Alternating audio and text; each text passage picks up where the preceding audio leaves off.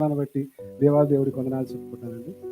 ఈరోజు దేవుడు నాకు ఇచ్చిన అవకాశం ఏంటంటే, cross is head of family. మన యొక్క కుటుంబానికి యేసుక్రీస్తు ప్రభువు తలలాంటి వాడు, ఆయనే అధ్యక్షత వహించేవాడు, ఆయనే ఒక ఉన్నతమైన స్థానంలో ఉన్నవాడు అని నేను అనుకున్నాను. యేసు ప్రభు మన స్థానాన్ని మన కుటుంబంలో ఉన్నతమైన వాడు, తలగా ఉండాలి. అది నా జీవితానికి కానీ మన కుటుంబం యొక్క జీవితానికి కానీ ఉన్నతంగా ఉండాలి. తల ఎలా ఉంటుంది, శరీరానికి తల మాట ఉంటుందా, తల వల్ల శరీరం ఉంటుందా అని ఆలోచిస్తూ దేవుడిలో వర్క్ చేసినప్పుడు, జాబ్లో కూడా కూర్చొని ప్రార్థన చేస్తున్నప్పుడు నాకు ఎప్పుడు ఒకటే అనిపిస్తుంది, పాదాలు పాదాలు పాదాలు, తల తల తల. నేను అలా గురించి ఆలోచిస్తాను అంటే దేవుడు మాత్రం చెప్తున్నాడు, పాదాలు పాదాలు పాదాలు అంటే. నువ్వు పాదాల దగ్గర నా దగ్గర నమ్మకంగా లేకపోతే నీకు తల గురించి ఎలా మాట్లాడగలవు? నువ్వు అసలు తల గురించి నువ్వు ఎలా చేయగలవు? నువ్వు నమ్మకంగా నా దగ్గర పాదాలుగా ఉండినప్పుడు నేను నీకు తలగా ఉంటా. నువ్వు నా పాదాల దగ్గర రాయిలాగా స్థిరంగా ఉంటే అప్పుడు నేను నీకు తలగా ఉంటా. సరే ప్రభువా, పాదాల దగ్గర ఎలా స్థిరంగా ఉండాలి, ఎలా నమ్మకంగా ఉండాలి నాకు తెలియదు, నువ్వు నాకు నేర్పించి ప్రభు అని ఒక్కొక్క వచనాలు కొన్ని తీసుకున్నాను. వాటి గురించి నేను వివరించాలనుకుంటున్నాను. మొదటగా, ఇప్పుడు నువ్వు ఆరోగ్యంగా ఉన్నావా అని ఎవరైనా అడిగితే, మన శరీరంలో అవయవాలన్నీ ఆరోగ్యంగా ఉంటే మనం ఆరోగ్యంగా ఉన్నామని చెప్పగలం. కాలు సరిగ్గా లేకపోతే చేయి సరిగ్గా లేకపోతే మనం చెప్పలేము. ఎందుకంటే అంత ఆరోగ్యంగా ఉంటే ఆరోగ్యంగా ఉన్నామని చెప్పలేము. నీ కుటుంబం బాగుందని అంటే అందరూ బాగుంటేనే బాగున్నామని చెప్పు. నువ్వు వరకు బాగుంటే బాగున్నామని చెప్పలేము.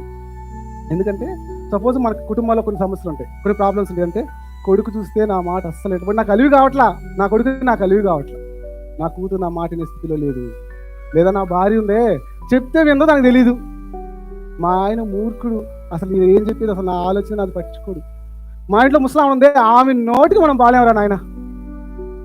ముసలాయన అంటాడే వాళ్ళ బంధువులే ముఖ్యం, ఆయనకి ఆస్తులన్నీ వాళ్ళకి రాసిచ్చాడు, ఇప్పుడు ఏమో చూడడానికి మా ఇంట్లో కూర్చున్నాడు, మేము పెట్టాలంటున్నాడు. లేదా ఆర్థికంగా సమస్యలు ఉండొచ్చు, ప్రాబ్లం ఉండొచ్చు, హెల్త్ ప్రాబ్లమ్స్ అది ఉండొచ్చు, అన్ని రకాల ప్రాబ్లమ్స్ ఏదో రకాల మనకు వస్తూనే ఉంటాయి. ఏది ఏమైనా సరే నేనైతే ప్రభు కోసం నిలబడాలా, నేనైతే ప్రభు కోసం నమ్మకంగా ఉండాలా. నేను విశ్వాసంతో ఉంటే దేవుడు నా కుటుంబాన్ని అంతా దేవుడి దగ్గర నడిపించగలడు అనే నమ్మకం ఉంచుకోవచ్చు. ఎందుకంటే యేసు ప్రభు అంటాడు కదా సంఘం గురించి, నా ఎదుట నిర్దోషంగానో నిష్కల్మషంగానో ఉన్న సంఘాన్ని కోరుకుంటున్నాడు. ఆయన ముడత లేకుండా మచ్చ లేకుండా ఉండేదనే కోరుకుంటాను, పరిశుద్ధంగా దాన్ని మార్చుకుంటాను అన్నాడు. సంఘం గురించి చెప్పిన వాడు మన గురించి కదా చెప్పాడు. మనమైతే నమ్మకంగా ఉన్నాం దేవునికి ఏమైనా కానీ. ఎందుకంటే మోషేకి దేవుడు చెప్తున్నాడు, నా గుడారం ఎలా నిర్మించాలంటే దానికి పొడవు ఎంత ఉండాలి, దాని వెడల్పు ఎంత ఉండాలి, దాన్ని ఏ మెటీరియల్తో చేయాలి, దాని షేప్ ఎలా ఉండాలి, దేవుడు క్లియర్గా చెప్పాడు. దేవుడు ఏం చెప్పాడు, నువ్వు ఇలా చేయాలని చెప్పాడు. మోషే దాన్ని గుర్తుపెట్టుకున్నాడో, రాసుకున్నాడో, లేకపోతే జీవితంలోకి అన్వయించుకున్నాడో, ఎలా చేశాడో కానీ అదే కొలత పరిమాణం ప్రకారం దేవుడు చెప్పిన పరిపూర్ణం చేసిన తర్వాత, దాన్ని కంప్లీట్ చేసిన తర్వాత దేవుని మహిమ దాంట్లోకి దిగి వచ్చింది. హల్లెలూయా. అలాగే సొలొమోను కూడా దేవుని తన మందిరాన్ని సొలొమోను చేస్తున్నాడు, కట్టినటువంటి ఆ గోడల్ని సున్నం ఇట్లా బంగారంతో తాపడం చేస్తున్నాడు, బంగారం పరిచాడు, విలువైన దాంతో, విలువైన వజ్రాలు విలువైన దాంతో మొత్తం చేశాడు, విలువైన సామాగ్రిగా దాన్ని చేసుకున్నాడు. ఈరోజు దేవుడు మనకు కూడా చెప్తున్నాడు, నా ధర్మశాస్త్రాన్ని చెయ్యి, ఇలా చెయ్యి, దాని నీ జీవితం యొక్క ఆలోచన కొలత ఎంత ఉండాలి, నీ జీవితం యొక్క పరిమాణం ఎంత ఉండాలి, నీ లైఫ్ స్టైల్ ఎలా ఉండాలి, దేవుడు మనకు చెప్తున్నాడు. దీన్ని నువ్వు పరిపూర్ణం చేసుకోకపోతే దేవుడి మహిమ ఎలా దిగి వస్తుంది నీలోకి? మోషే దేవుడు చెప్పిన ప్రకారం దాన్ని పరిపూర్ణం చేశాడు కాబట్టి ఆ దేవుడి మహిమ అక్కడికి దిగి వచ్చింది. మనం కూడా ధర్మశాస్త్రం ప్రకారం మన జీవితాన్ని పరిపూర్ణం చేసుకుంటే కదా దేవుడి మహిమ అలా దిగి వచ్చేది. అప్పుడు దేవుడు మనతో మాట్లాడగలడు, అక్కడి నుంచి దేవుడు మనతో మాట్లాడగలడు. పరిపూర్ణం చేయడం అంటే ఏంటంటే, ఒకవేళ జీవితాన్ని మనం ఇలా అనుకోవచ్చేమో, ఒక వ్యక్తి ఒక ఇంట్లోంచి ఒక బింది కానీ ఏదో ఒకటి తీసుకొచ్చి, ఒక బౌల్ తీసుకొచ్చి ఒక బావి దగ్గరికి తీసుకెళ్ళి దాన్ని నీట్గా కడుగుతున్నాడు, నీట్గా కడిగి దాని నిండా నీళ్లు నింపుకొని తిరిగి దాన్ని తీసుకొని ఇంట్లోకి తీసుకెళ్ళిపోయాడు. ఇప్పుడు మన జీవితం ఎలా ఉంటుంది?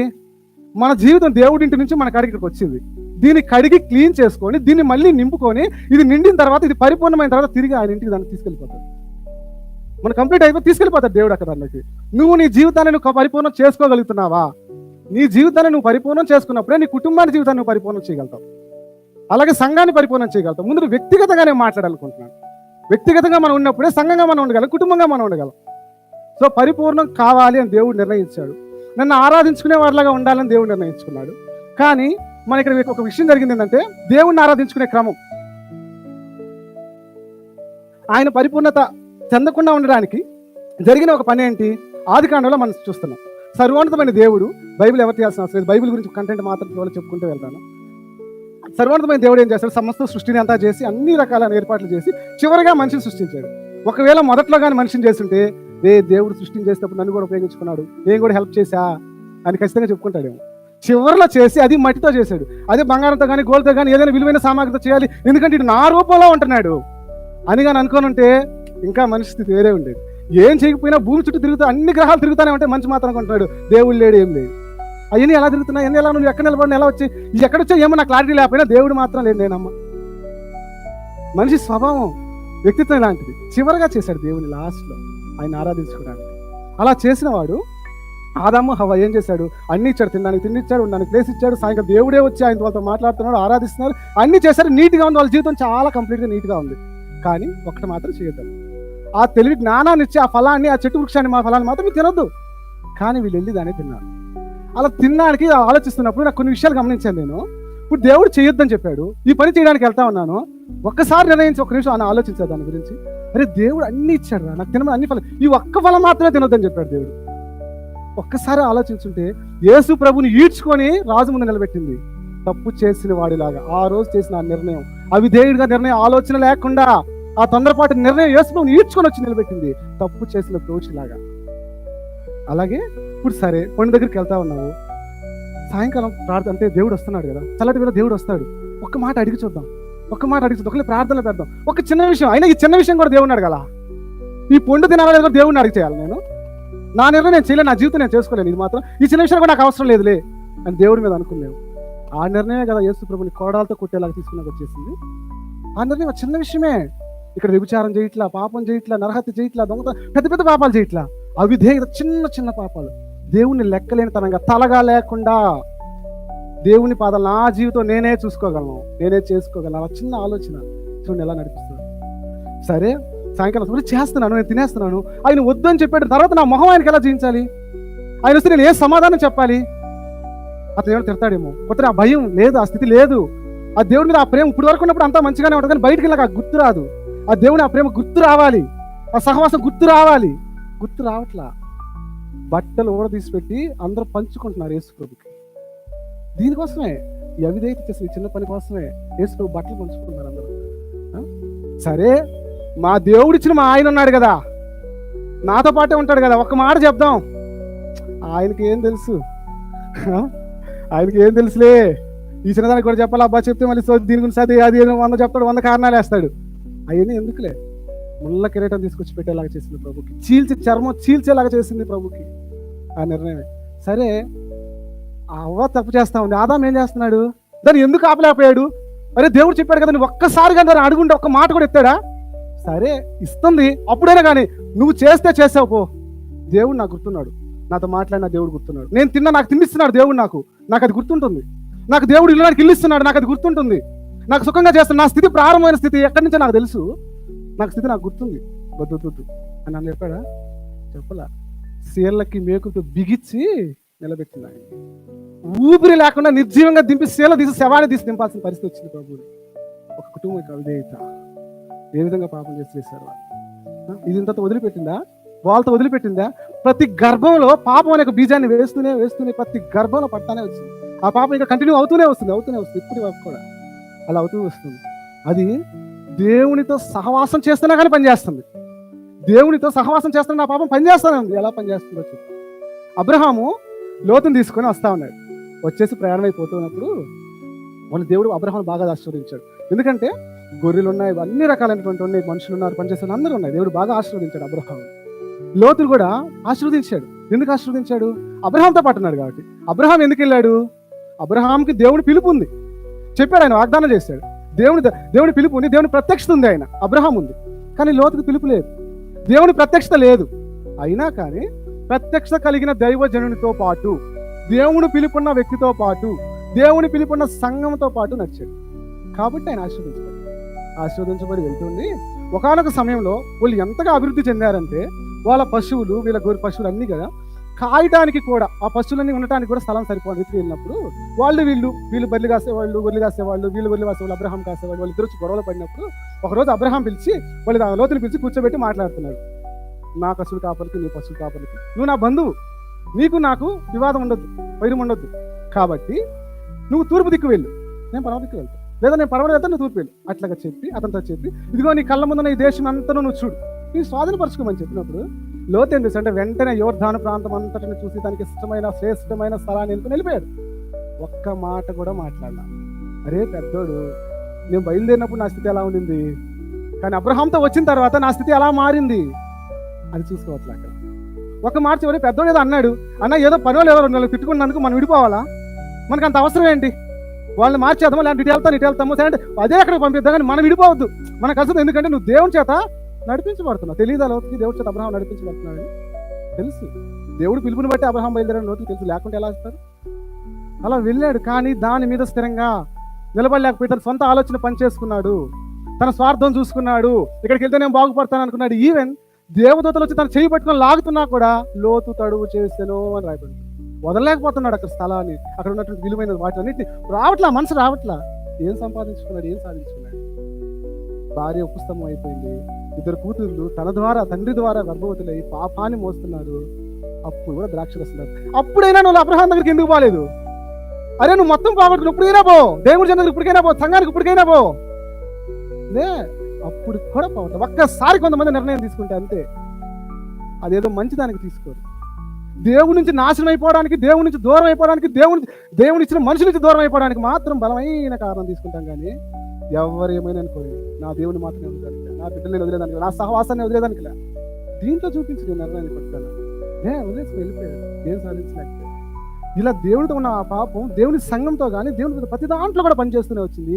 ఈవెన్ దేవునితో ఉన్నప్పుడు కూడా అది పనిచేస్తుంది. ఎలా పనిచేస్తుందో మనం చూద్దాం. ఇప్పుడు ఒక వ్యక్తి గురించి చెప్పాలనుకున్నాను. అతను ఆరంభ సూర్యుడు, అంతిమ అపజయకారుడు అనే టైటిల్కి ఎగ్జాక్ట్గా సరిపోయే వ్యక్తి. ఎవరో తెలుసు? అతడు యూదా ఇస్కరియోతు. నాకు బైబిల్లో చాలా ఇష్టమైన క్యారెక్టర్.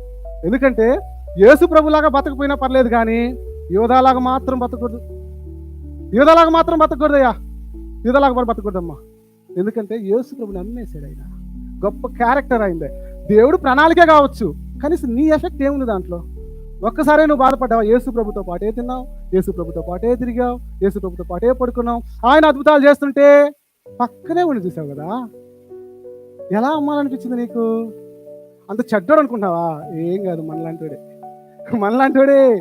ఎలా చెప్పగలంటే యేసు ప్రభు మనలాంటి అతను చెప్తున్నాడు. దేవుడు అతని గురించి మాట్లాడిన 3 మాటలు నేను చెప్తాను. లూకాసు 22, నన్ను అప్పగించు అనుకుని చెయ్యి నా బల్ల మీద ఉంది. దేవుడికి అవిధేయుడైన వాని చెయ్యి నా బల్ల మీద ఉంది. ఈరోజు మన ప్రభు బలలో అవిధేయంగా ఎవ్వరు లేరా? మన చెయ్యి కూడా ఉందేమో కదా. మనలో ఒకడిగా ఎంచబడిన వాడే, మనలో పరిచర్యలో పాలు పొందిన వాడే, మనలోనే ఒకటిగానే ఉంటాడు, మన పరిచర్యలోనే పాలు పొందిన ఒకటిగానే ఉంటాడు. కొత్త వాడిలాగా లేడు, ఇంకా క్లోజ్గా ఉన్నాడు. యేసు ప్రభు పక్కనే ఉన్నాడు. మట్లాదివారం వచ్చినప్పుడు అందరికి సర్వోన్నత స్థలంలో దేవునికి జయము జయము హోసన్నా హోసన్నా అని పాడుతూ వచ్చితే అప్పుడు అందరూ శిష్యులు అనుకుంటారు, యేసు ప్రభు రైట్ హ్యాండ్ రా, పక్కన రా, యేసు ప్రభు చేత నేను ఎన్నుకోబడ్డాను రా, యేసు ప్రభు పక్కనే ఉంటారు రా అని పక్కనే ఉంటారు కదా. అదే సిలువ వేస్తున్నప్పుడు ఒక్కడ కూడా అడ్రస్ లేదు, ఒక్కడ కూడా లేడు. మంచిగా ఉన్నప్పుడు మన వర్షం వేరే, నీ స్థితి కరెక్ట్గా ఉన్నప్పుడు నీ మాటలు వేరే, నువ్వు చర్చిలో ఉన్నప్పుడు నీ స్థితి వేరే, నువ్వు అందరి ఎదుట ఉన్నప్పుడు నీ ప్రార్థన, నీ జీవితం, నీ పరిశుద్ధ జీవితం వేరే, నువ్వు ఒంటరిగా ఉన్నప్పుడు అప్పుడు నీ స్థితి వేరే. ఇక్కడ స్థితి, ఇక్కడ సహవాసం, అక్కడ పనిచేయాలా, అక్కడ పనిచేయాలా. అందుకోసమే ఇది. అక్కడ పనిచేయనప్పుడు ఇక్కడ ఎందుకు? ఒకటి అనిపిస్తుంది, దేవుణ్ణి ఉపయోగించుకొని మనుషుల దగ్గర విలువ తెచ్చుకోవచ్చు, మనుషులను ఉపయోగించుకొని దేవుడి దగ్గర విలువ తెచ్చుకోవచ్చు. మనం ఏ టైప్ కేటగిరీలో ఉన్నాం?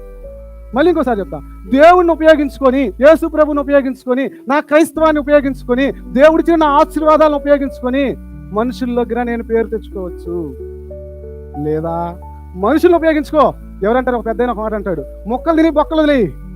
వాడి ప్రార్థన దగ్గర నేర్చుకో. వాడి దగ్గర ఒక్క మంచి విషయం లేదా నీ సంఘంలో ఉండే వాళ్ళ దగ్గర? నువ్వు వాటిని తీసుకో. నీ దగ్గర మంచి ఉంది, చెడు ఉంది, నీకు ఏది కాదు, నువ్వు మంచి తీసుకోవాయి. నువ్వు మంచి తీసుకోక, నువ్వు మంచి తీసుకొచ్చింది మనకెందుకు? చెడు ఆయన చూసుకుంటాడు. వాడు అలాగుండట నా ఇష్టమైతే నీకెందుకు? నువ్వు నన్ను ఫాలో అంతే. దేవుడి చేత ఏర్పరచుకుంటాడు, మనకు అవసరం లేదు. ఒకటి తప్పులు ఎంచ, నువ్వు దేవునితో తీర్పు తీర్చడానికి నేను సృష్టించాడని దేవునికి వాగ్దానం ఇచ్చాడా? నువ్వు తీర్చుపో, నా బిడ్డగా నువ్వు అందరికి తీర్పు తీర్చుపో నీకు చెప్పాడా? లే, నువ్వు భరించడానికి బద్దులు అయినావు మనం అంతే. మనం సహించడానికి బద్దులు అయినావు అంతే. దేవుని పాదాల దగ్గర మనం భరించేవారుగా ఉండాలి అంతే. వాళ్ళ ఫలితం వాళ్ళు చూసుకుంటారు, దేవుడు ఇస్తాడు. వాళ్ళు మార్చుకుంటాడో శిక్షించాలో వాళ్ళని ఒక పని కొరకు ఎంచుకొని ఉంటాడు, అది చేస్తాడు ఆయన. వాళ్ళని బట్టిగానే నువ్వు మార్చుకుంటే రేపు వాళ్ళ నెత్తి మీదకి అగ్ని వచ్చి పడద్ది. నీకు కూడా కావాలి, మనకు కూడా కావాలి. అది మనకొద్దు, మనకు అవసరం లేదు, మనకొద్దు. ఆ స్థితిలోకి మనం పోవద్దు. అది దేవుడు చూసుకుంటాడు. ఇంకా ఇసుకలో తీరా అని చెప్తున్నాడు. 30 వెండి నాణాల కోసం ఇసుకలో అమ్మేశాడు. అంత విలువైనటువంటి దేవుణ్ణి, ఆయన శరీరాన్ని ఇప్పుడు మనం అమ్మట్లేదా?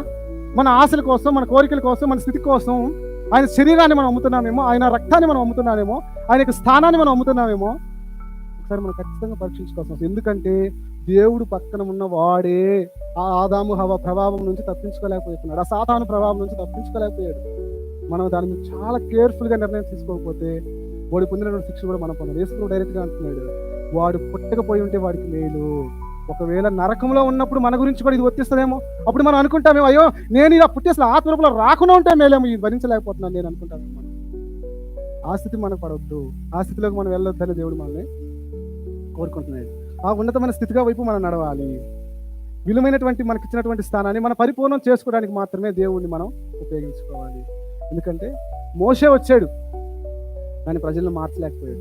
తర్వాత ఎంతో మంది ప్రవక్తలు వచ్చాడు, సమూయేలు వచ్చాడు, మార్చలేకపోయాడు. ఏలీ వచ్చాడు, మార్చలేకపోయాడు. ఇంకా అనేక మంది ప్రవక్తలు వచ్చారు కానీ ఆ ఆదాము హవ్వ నుంచి ప్రారంభమైన ఆ పాప స్థితి నుంచి ఎవరు మార్చలేకపోయారు. కానీ యేసు ప్రభు మాత్రం వస్తున్నాడు. నిన్న సిలువ వేయబడి మరణించి నిన్నటి దినాన పాతి పెట్టాడు యేసు. రేపు దినాన ఆయన పునరుద్ధానుడై లేయబోతున్నాడు. నువ్వు కూడా మనం అందరం కూడా యేసు ప్రభుతో పాటు నిన్నటి దినాన పాతి పెట్టబడి ఉంటే రేపు దినాన పునరుద్ధానుడై మనం లేయగలం. మన ఆలోచన ఎలా ఉంటుందంటే నిన్నటి దినాన మనం చావకూడదు, కానీ ఆ రోజు మాత్రం మనం పునరుద్ధానుడై లేయాలి. నిన్నటి మాత్రం నేను విత్తనాలు వేయను, విత్తనాలు నాటను, విత్తనాలు ఏం చేయను, కానీ రేపు దినాన నాకు చెట్టు కావాలి, ఫలాలు కావాలి. ఎలా వస్తాయో చెట్టు? ఎలా? నువ్వు చనిపోలేదు, ప్రభు కోసం చనిపోలేదు, ఎలా వస్తాయి చెట్టు విత్తనాలు, ఫలాలు? దేవుడు చెప్తున్నాడు, నీ సిలువ ఎత్తుకుని మోసుకో. మనకేంటంటే కొన్ని కాసుల సిలువను మాత్రమే మనం మోయగలం. ఆయన మన జీవితాన్ని, మన పాప భారాన్ని అంతా ఆయన సిలువలో ఆయన మోయిస్తున్నాడు. మనం ఎంతవరకు ఆయన సిలువలో, ఆయన పునరుద్ధానంలో మనం పాలు పొందగలుగుతున్నాం? అసలు ఈ రెండిట్లో ఏది శ్రేష్టమైంది? అసలు చనిపోవడమా? రెండు శ్రేష్టమే. నీకు రెండు కావాలి. రెండు ఉంటేనే ప్రభుతో రాజ్యంలో మనం ఉండగలం, ప్రభు సింహాసనం దగ్గర మనం ఉండగలం. ప్రభుతో జీవించిన జీవితం నీకు లేనప్పుడు ప్రభుతో పాటు సింహాసనంతో మనకి ఎలా ఉండగలం? దేవునితో పాటు మనం ఖచ్చితంగా కూడా సిలువ. మన ఆలోచనకు కొన్ని ఆలోచనలు ఎలా ఉంటాయంటే, ఒకరు బాగుపడుతుంటే, మనకంటే ఉన్నతమైన స్థితిలో దేవుడు వాళ్ళని దీవిస్తుంటే మనం చూడలేదు. దేవుడు వాళ్ళని ఆశీర్వదిస్తున్నాడు కదా, నాకెందుకు ప్రభువా, వీలైతే నన్ను ఆశీర్వదించు. నేను ఎప్పుడు అనుకుంటా ఉంటా, నాకు విషయంలో ఆఫీసులో కానీ బయట ఎవరైనా తప్పు చేస్తే దేవుడు నాతో అంటున్నాడు, వాడిని శిక్షించమంటావా, నిన్ను ఆశీర్వదించమంటావా? వాడు తప్పు చేసా, రైట్ చేసా వదిలేసి వాడిని శిక్షించమంటావా, నిన్ను ఆశీర్వదించమంటావా? ప్రభా, వాడిని శిక్షిస్తే నాకేం వస్తుంది, నన్ను ఆశీర్వదించు. మరి నిన్ను ఆశీర్వదించడం నువ్వు గమ్ముగా ఉండంతే, నా మీద నమ్మకం నువ్వు తల ఉంచుకొని ఉండి, నువ్వు పడు, నువ్వు అవమానాలు పడు, ఇంకా పడిని, ఇంతేనా నేను పడగలను అవమానాలు, నేను భరించగల స్థితి ఇంతేనా అని నువ్వు అనుకోనిస్తావు, ఇంకా ట్రై చేస్తూ ఉండి.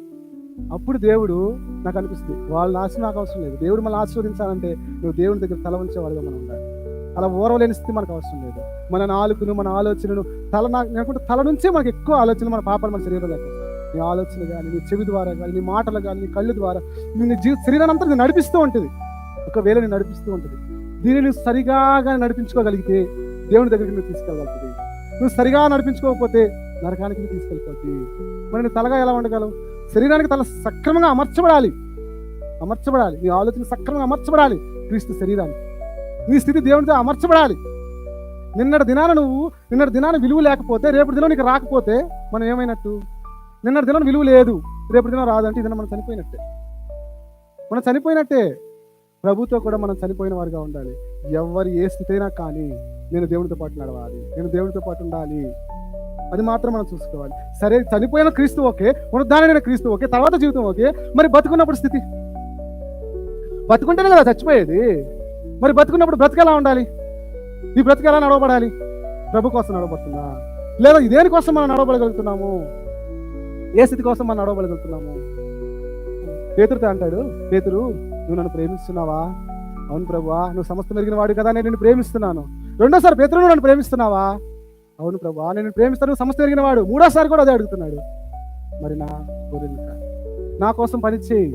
మరి దేవుడు మన కోసం, నువ్వు దేవుడు బతుకుంటే చనిపోవడానికి నువ్వు సిద్ధమైన వాడివి అయితే నువ్వు ఎలా బతుకుతున్నావు క్రీస్తు కొరకు?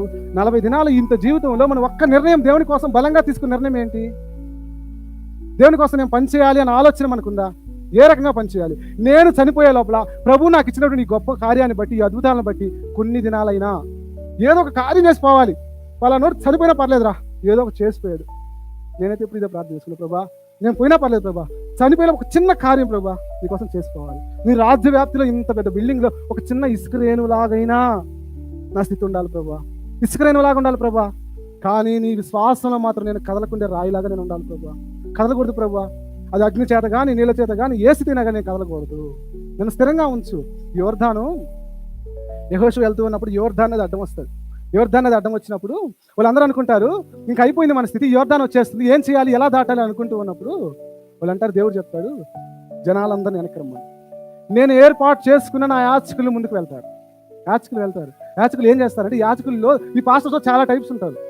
దేవుని మందస్సమును మోసే యాచకులు ఉంటారు. వాళ్ళ విలువను వీళ్ళు ఏం చేస్తారంటే వదులుకునే టైప్, దేవుని కోసం ఇక్కడ వదులుకొని అక్కడ సంపాదించుకునే టైప్ ఈ యాచకులు. ఇంకొకరు ఏంటంటారంటే ఇక్కడ సంపాదించుకుంటా ఉంటారు, ఫ్లాట్లు, కోట్లు, సూట్లు, రకరకాలు సంపాదించుకుంటూ ఉంటారు, కాస్ట్ అన్ని బిల్డింగ్ సంపాదించుకుంటూ వెళ్తుంటారు. అక్కడ ఏముండదు వాళ్ళకి. ఈ టైప్ కేటగిరీస్ యాచకులు ఉంటారు. వీళ్ళు ఎలాంటి యాచకులు అంటే దేవుని మనసాన్ని మోసుకునే యాచకులు. యోర్దాన్ నది అంతా దగ్గరికి వెళ్ళినప్పుడు అది వేగంగా ప్రవహిస్తూ ఉన్నప్పుడు యోర్దాన్ దగ్గరికి వెళ్ళినప్పుడు జనం అంతా ఆలోచిస్తున్నారేమో, మరి యాచకులు కాళ్ళు కడుతున్నారు, ఏమైపోతుంది, కొట్టుకుపోతే అయిపోయింది, ఇప్పుడు ఏమైపోద్ది చూద్దాం. లేదు, యాచకులు కాళ్ళు తగలంగానే యోర్దాను ఏకరాశిగా నిలబడిపోయింది. ఏకరాశిగా యోర్దాను నిలబడిపోయి జనులందరూ 6 నెలల మీద వెళ్తా ఉంటే మధ్యలోకి వెళ్ళిపోయిన తర్వాత జనులందరూ దాటేసిన తర్వాత ఇప్పుడు చెప్తున్నారు అక్కడ ఉన్నటువంటి ఆ గట్టి మీద ఉన్న వాళ్ళందరితో అంటున్నాడు, ప్రభా ఇప్పుడు వచ్చేయమంటారా వెళ్ళి, ప్రజలందరూ దాటేశారు యోర్దాను, ఇప్పుడు రమ్మంటావా నన్ను బయటికి. లేదు లేదు లేదు, ఇంకా నువ్వు చేయవలసిన కార్యం ఏంటి ప్రభా, దీన్ని అంతా చేస్తాను కదా, ఇంకేం చేయమంటావు. యాచకులు పాదాల వద్దలో ఉండే ఆ 12 రాళ్ళను 12 గోత్రాల వాళ్ళు తీసుకొచ్చారు. ఏ కొండ మీద ఉండే రాళ్ళను ఎందుకు ఎంచుకోలే దేవుడు, విలువైన రాళ్ళను ఎందుకు ఎంచుకోలే దేవుడు, శ్రేష్టమైన రాళ్ళు ఆ దేశంలో ఉండే రాళ్ళను తీసుకురా, సొలొమోను బిల్డింగ్ కట్టించడానికి శ్రేష్టమైన రాళ్ళు తెప్పించాడు. కానీ దేవుడు శ్రేష్టమైన ఏం ఎంచుకోవట్లా, జస్ట్ యాచకుల పాదాల తగిలినటువంటి ఆ రాళ్ళను తీసుకుని రా, ఆ రాళ్ళను తీసుకొచ్చి వాటిని పెట్టి పేర్చమంటున్నాడు. ఆ రాళ్ళ యొక్క ప్రత్యేకత ఏంటంటే ఇప్పటి వరకు నిలిచి ఉన్నాయి. ఎన్నిసార్లు తుఫాన్లు వచ్చుంటాయి, ఎన్నిసార్లు వరదలు వచ్చుంటాయి, కానీ నేటికి నిలిచి ఉన్నాయని దేవుని వాక్యంలో రాయబడి ఉంది. ఎలా నిలిచి ఉన్నాయి, యాచకులు పాదాల వద్ద పడినాయి. కాబట్టి నువ్వు నేను నిజమైన దేవుని సేవకుడి వద్ద, దేవుని సంఘం వద్ద, దేవుని పాదాల వద్దగా నిలబడి ఉంటే దేవుడు మనల్ని ఎన్నుకుంటాడు. ఫస్ట్ దేవుడు మనకు చేసుకుంటాడు, మనం ఎన్నుకొని ఆయన ఒకటిగా కూర్స్తాడు, స్థిరంగా నిలబెడతాడు. ఎప్పటి వరకు ఉంటాయని తెలుసా, ఇప్పటి వరకు ఉంటాయనంటే అది ఎప్పుడు చదివినా ఇప్పటి వరకు ఉంటాయి.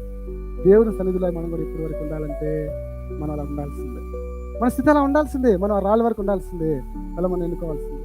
ఇంకా మనకు ఒక రకమైనటువంటి దేవుని యొక్క దృష్టి మనకు ఉండాలి, ఆయన ఇంటిని కూర్చున్నటువంటి ఆసక్తి, ఆ తపన మనకు ఉండాలి అని దేవుడు ఆశపడుతున్నాడు. సరే ఒక చిన్న చెప్తాను, చెట్లన్నీ వెళ్ళి ద్రాక్ష చెట్టు దగ్గరికి, ఫస్ట్ వచ్చేసి ఒలివ చెట్టు దగ్గరికి వెళ్ళి అడుగుతున్నాయి, నిన్ను మేము రాజుగా చేయాలనుకుంటున్నాం, నువ్వు మా మీద రాజుగా ఉంటావా అని అంటే, ఏంటి, నేను దేవుణ్ణి మనుషులను అభిషేకించడానికి ఉపయోగించిన ఒలివను ఇవ్వకుండా అటు ఇటు ఊగటానికి నేను రాజు అవుతానా, నాకు అవసరం లేదు వదిలేస్తే ఛాన్స్. సరే ఈ అట్ట వినట్లేదులే, ఏదేదో చెప్తున్నారని ద్రాక్ష చెట్టు దగ్గరికి ఇలా చెట్లని అడుగుతున్నాయి, నిన్ను మేము రాజుగా చేయాలని చూస్తున్నాము, నువ్వు మా మీద రాజుగా ఉండి ఏలుబడి చేస్తావా. ఏంటి, నేనా దేవుళ్ళను మనుషులను సంతోషపెట్టు ద్రాక్షరసం ఇక అటు ఇటు ఊగటానికి నేను వస్తానా, నేను రాదు, నాకు వద్దు, నాకు అవసరం లేదు, వేస్ట్, వదిలేసాయి. కానీ ఈసారి మాత్రం ముళ్ళ చెట్టు దగ్గరికి వెళ్ళాయి. ముళ్ళ చెట్టు నేను ఇచ్చే చెట్టు అంటే తుమ్మ చెట్టు అనుకున్నాను. తుమ్మ చెట్టు దగ్గరికి వెళ్ళి, నువ్వు మా మీద రాజుగా ఉంటావా, ఎస్ నేను రాజుగా ఉంటా, రాండి మా మీదకి, లేదు అని అంటే నాలో నుంచి వచ్చి అగ్ని మిమ్మల్ని కాల్చి పడేస్తుంది అని చెప్తున్నాడు ఆయన. అరే ముళ్ళ చెట్టు, రేపే నువ్వు కాలిపోతావు, అక్కడ నువ్వా మమ్మల్ని కాల్చేది, అసలు జస్ట్ ఒక మాట్లాడిగా ఎంత నువ్వు రాజుగా ఉంటావా మా మీద, నో రా, నువ్వు నా దగ్గరికి రా అని చెప్తున్నాయి. ఒకవేళ అలా తుమ్మ చెట్టు బాధపడిందేమో అనుకుందాం, ఒకవేళ దుఃఖపడిందేమో అనుకో, సృష్టి ఆరంభంలో దుఃఖపడిందేమో, ప్రభా నేను ఒలివ చెట్టులాగా నూనె లేకపోతున్నాను, ద్రాక్ష చెట్టులాగా ద్రాక్షరసం లేకపోతున్నాను, నేను దేనికి ఉపయోగపడతా, అన్ని ముళ్ళే ఉన్నాయి, ఏదో రోజు నన్ను తీసుకెళ్ళి కాల్చి పడేస్తావు తప్ప నేను దేనికి ఉపయోగపడం లే ప్రభా, నన్ను వదిలేయి, నేను ఇలాగే ఉండి ఏదో చేసుకుంటూ పోతుంటాలే ప్రభా, వచ్చానా పెరిగానా పోయానా చాలే ప్రభా, ఇలాగే ఉంటానులే అనుకుంటే, ఒకవేళ దేవుడు అని ఉంటాడేమో, బాధపడుకుందో చెట్టు, నువ్వు ఏమి చేయలేక ఫలమీ లేక నువ్వు ఏ స్థితిలో లేదని అనుకుంటానేమో, నువ్వేం బాధపడుకో, ఏం కంగారు పడుకో, ఎందుకంటే నేను నా గుడారంలో నా మందసం తయారీలో నేను ఉపయోగించుకుంటా, నేను నా మందసాన్ని చేయడంలో నేను ఉపయోగించుకుంటా. దేవుని మందసం చేయబడింది, సముఖ ప్రతుల వల్ల చేయబడింది, దేవుని మందిరంలో ఉండే వాక్యం సంపాదించుకుంది. పనికి రాని చెట్టు ఒకవేళ అడిగితే దేవుడు ఉపయోగించుకున్నాడేమో దాన్ని, మనం అడిగితే మనం ఉపయోగించుకోడు దేవుడు. నీకన్నా తెలియగలవాళ్ళు, నీకన్నా జ్ఞానవంతులు, నీకన్నా గొప్పగల స్థితిలో ఉండేవాళ్ళు అనేక మంది ఉన్నారు. ఏ క్వాలిటీస్ నువ్వు చూపించగలవు దేవుని ఎదుట, ప్రభువు నన్ను ఎన్నుకోవడానికి నా దగ్గర ఉన్నాయి అని. ఒక్క కారణం లేదు, ఒకటే ఒకటి, దేవుని కృప. ఆయన కృపను బట్టి మనం ఎంచుకున్నాడు అంతే. మరి దీన్ని విలువకరంగా మార్చుకోవచ్చు, దీన్ని ఇంకనో తగ్గించుకోవచ్చు కూడా. దేవుడు మంచి చూపించాడు, చెడు చూపించాడు, నీకు జ్ఞానం పెట్టాడు. ఏది తీసుకుంటావు? చెడు తీసుకుంటావా, మంచి తీసుకుంటావా? దాంట్లో దేవుడు బలవంత పెట్టాడు. సౌలుని దేవుడు అనుకున్నాడు, దావీదుని దేవుడు అనుకున్నాడు. ఇద్దరు ఎంట్రన్స్ చూస్తే అద్భుతంగా ఉంటుంది. దేవుడు ఒకే వాల్యూతో ఇద్దరిని పిలుచుకున్నాడు. మంచి చెడు రెండు ఉంది, జ్ఞానం ఇచ్చాడు. దాన్ని నిలబెట్టుకోవడంలోనే వాళ్ళ స్థితి ఏంటి అని బయటపడింది. దాని తలగా ఏ నిర్ణయం, నువ్వు సాతానుతో అంటబడి ఉంటే, అంట కట్టబడి ఉంటే దానిలాగే నువ్వు ప్రవర్తిస్తావు. నువ్వు దేవునితో అంట కట్టబడి ఉంటే దేనిలా ప్రవర్తిస్తావు. నీలో ఏ స్థితి పనిచేస్తుంది అనేది దేని మీద ఆధారపడి ఉంటుందంటే నువ్వు దేనితో అంట కట్టిపడి ఉంటావు, దేని ప్రభావం నీలో ఎక్కువగా పనిచేస్తూ ఉంది, దాని మీదే ఆధారపడి ఉంటుంది. మనకి ఎప్పుడైనా అనిపించిందా, దేవా ఇంతమంది ఉన్నారు ప్రభా ఆఫీస్లో, ఒక్కడికి కూడా నేను స్వార్థ చెప్పలేకపోతున్నాను ప్రభా, ఒక్కడికి కూడా నేను రక్షించలేకపోతున్నాను ప్రభా, ఒక్కడికి కూడా నీకు త్యాగాన్ని నీ యొక్క రక్తంలో వృధాగా అవుతున్న నీ రక్తంలో వీళ్ళ గురించి ఆ విలువను నేను చూపించలేకపోతున్నాను ప్రభా. నా కొలిక్స్ నేను చెప్పలేకపోతున్నా, నా బయట వాళ్ళకి నేను చెప్పలేకపోతున్నా, ఇంట్లో వాళ్ళకి నేను చెప్పలేకపోతున్నా. ఆ బాధ, ఆ తృష్ణ, ఆ తపన కానీ మళ్ళీ ఒక్కరికైనా కానీ ఉండగలిగితే ఉంటే చాలు. అంతే. నీకు ఆశ కలిగి ఉంటే దేవుడు చేస్తాడు. నీకు ఆసక్తి ఉంటే దేవుడు ఊరేగిస్తాడు. అంతే, ఏదో ఒకరోజు చేస్తాడు. దాన్ని ఊరేగిస్తాడు, దాన్ని గణపరచలాగా చేస్తాడు దేవుడు. మనం దేవుని కోసం ఆసక్తి కలిగి ఉంటే దేవుడు ఖచ్చితంగా దాన్ని మన గురించి ఏం చేస్తాడు. ఒక దైవత్వాన్ని సంపాదించుకోవాలంటే నీ యొక్క మానవత్వాన్ని ఇంప్రూవ్ చేసుకోవాలి. మనకు దేవుడిలాగా ఉండాలా, మనిషిలాగా ఉండాలంటే దేవుడు ఒకటే చెప్తాడు, నువ్వు ముందు మనిషిలాగా ఉండి చాలు, కరెక్ట్గా మనిషిలాగే ఉండు చాలు. బైబిల్ అనుకున్నాను దేవుడిలాగా ఉండాలంటే అట్లా ఉండాలి, ఇట్లా ఏం లేదు. నువ్వు జస్ట్ మనిషిలాగా, సాధారణమైన మనిషిలాగా నువ్వు జీవించి చాలు. దైవత్వానికి నేను మార్చుకుంటాను, నేను ఇస్తాను ఆ స్థానం, అది ఆ పని నాది, నేను చేసుకుంటా. అప్పటి వరకు నువ్వు నమ్మకమైన వాడిగానే ఉంటే చాలు, నమ్మకమైన పాత్రగానే ఉంటే చాలు. ఒక అన్నిటికీ మనకి ఏ పని చేసినా ఒక అన్నిటికీ మనకి మీద తేడా ఖచ్చితంగా ఉండగలగాలి. ఆ స్థితి లేనప్పుడు మన క్రైస్తవంగా మనం ఏం సాధించలేని వారు. ఒకటే నేను చెప్పగలను కన్క్లూజన్గా, పాపం అనేది దేవుని మందిరంతో ఉన్నప్పుడు పనిచేస్తుంది, దేవునితో నడిచినప్పుడు కూడా ఇస్కరియోతు పనిచేసింది, ఇప్పుడు కూడా పనిచేస్తుంది. కానీ దాన్ని నువ్వు ఓవర్కమ్ చేయగలిగితే, నీ తలగా నిజంగా క్రీస్తుగా ఉంటే ఖచ్చితంగా నువ్వు ఓవర్కమ్ చేయగలవు. లేకుంటే నువ్వు దానికి లోపడతావు, దాంతో నువ్వు అంటి కట్టబడకూడదు. అది ప్రభావం చూపిస్తూనే ఉంటుంది. నువ్వు దాన్ని తల వంచుకున్న దాన్ని కానీ తల ఎత్తితే జయిస్తే అది ఖచ్చితంగా నేను దూరంగా పడుతుంది. దేవుడు తన పరిశుద్ధ వాక్యాన్ని దీవించిన గాక. ఈ అవకాశం